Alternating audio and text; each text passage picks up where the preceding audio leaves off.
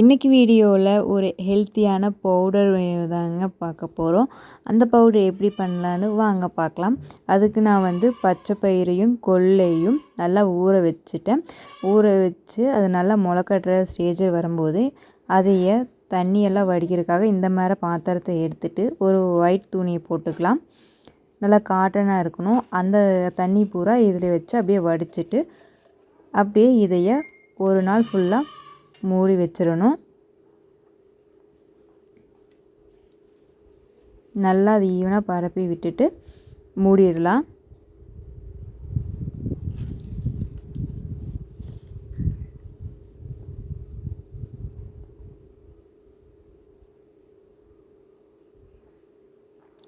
மூடிட்டு ஒரு நாள் ஃபுல்லாக அதை அப்படியே வச்சிடலாம்.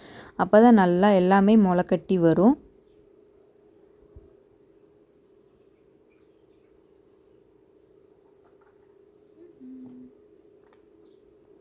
நெக்ஸ்ட் டே பார்க்கும்போது எல்லாமே முளைக்கட்டி வந்துச்சுங்க. உங்களுக்கு பார்க்கும்போதே தெரியுது எல்லாமே முளைக்கட்டி வந்துருச்சு.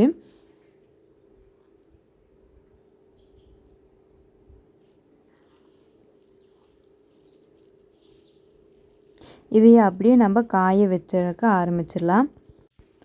வெயிலில் வச்சிடலாம். இது நல்லாவே காஞ்சிருச்சு. நல்லா சவுண்டு வரக்க ஆரம்பிச்சிருச்சுங்க.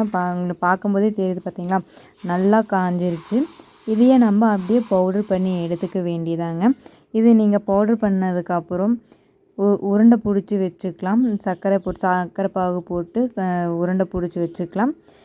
நான் இதைய பாலில் டெய்லியும் போட்டு குடிச்சிட்ருக்கேங்க. ரொம்ப ஹெல்த்தியாகவும் இருக்குது.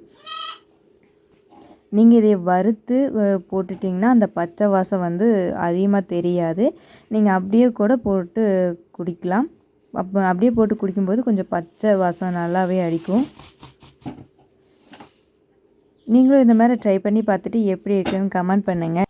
இந்த வீடியோ உங்களுக்கு பிடிச்சிருந்தால் லைக் பண்ணுங்கள். மறக்காமல் சப்ஸ்கிரைப் பண்ணிடுங்க. உங்கள் ஃப்ரெண்ட்ஸ் அண்ட் ரிலேட்டிவ்க்கு ஷேர் பண்ணிடுங்க. தேங்க்யூ ஃபார் வாட்சிங் வீடியோ.